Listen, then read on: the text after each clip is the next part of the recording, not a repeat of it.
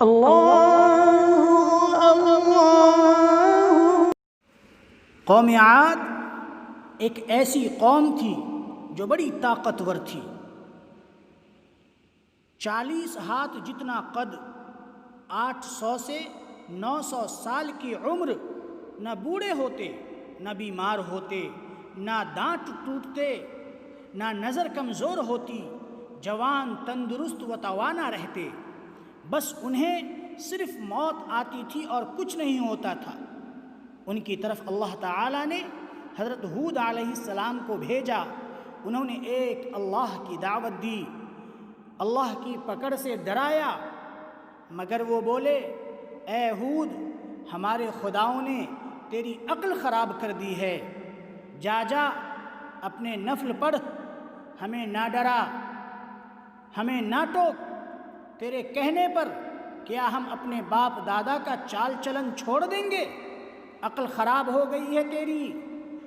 اگر تیرے کہنے کے مطابق ہم چلیں گے تو ہم تو بھوکے مر جائیں گے۔ انہوں نے شرک، ظلم اور گناہوں کے طوفان سے اللہ کو للکارا، تکبر اور غرور میں بدمست بولے فَأَمَّا عَادٌ فَاسْتَكْبَرُوا فِي الْأَرْضِ بِغَيْرِ الْحَقِّ وَقَالُوا مَنْ أَشَدُّ مِنَّا قُوَّةً أَوَلَمْ يَرَوْا أَنَّ اللَّهَ الَّذِي خَلَقَهُمْ هُوَ أَشَدُّ مِنْهُمْ قُوَّةً وَكَانُوا بِآيَاتِنَا يَجْحَدُونَ۔ پھر عاد کا قصہ تو یہ ہوا کہ انہوں نے زمین میں ناحق تکبر کا رویہ اختیار کیا اور کہا کہ کون ہے جو طاقت میں ہم سے زیادہ ہو۔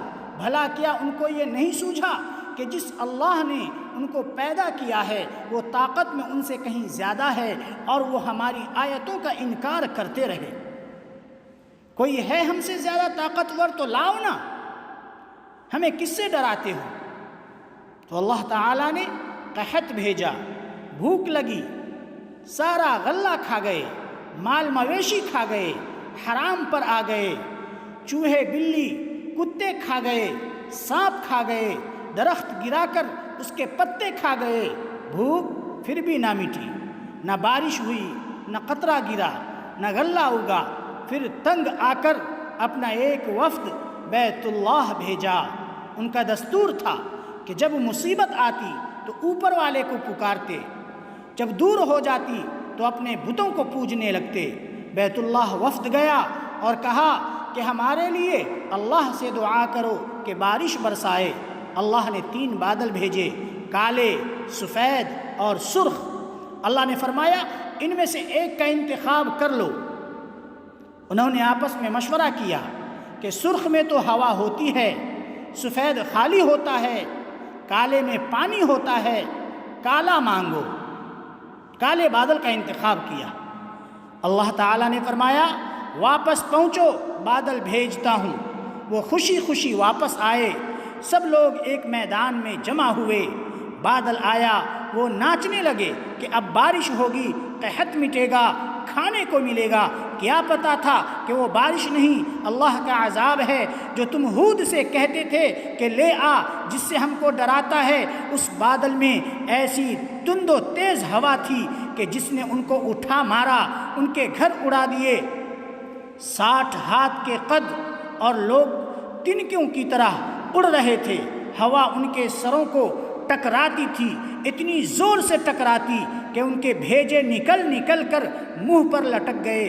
بعض لوگ بھاگ کر غار میں گھس گئے کہ یہاں تو ہوا نہیں آ سکتی، مگر میرے رب کا حکم ہو کر رکھتا ہے۔ ہوا غار میں بگولے کی طرح داخل ہوتی اور ان کو باہر اٹھا کر پھینک دیتی۔ اللہ نے فرمایا فَهَلْ تَرَى مِن بَاقِيَةٍ، کیا کوئی باقی بچا ہے؟ اللہ تعالیٰ نے ان کو ہلاک کر کے دکھا دیا کہ جب تم اللہ کی، اس کے رسول کی نافرمانی کرو گے، اللہ تم پر ایسی جگہ سے عذاب بھیجے گا جہاں سے گمان بھی نہ ہوگا۔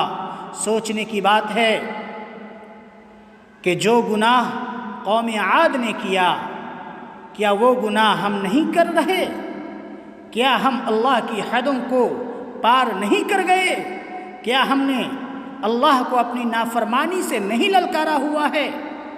میرے محترم بزرگوں، توبہ کرو، اللہ سے ڈرو، قرآن پڑھو۔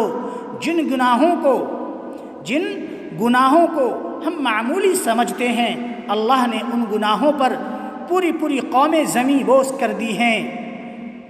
اس لیے محترم سامعین، ہم اللہ تعالیٰ سے اپنے گناہوں کی معافی چاہیں اور اللہ تعالیٰ سے دعا کریں کہ اللہ تعالیٰ اپنا ڈر، اپنا خوف ہم سب کے دلوں میں پیدا فرمائے، اور اللہ تعالیٰ کے جتنے احکامات ہیں اللہ ہمیں ان تمام احکامات کو بجا لانے کی توفیق عطا فرمائے۔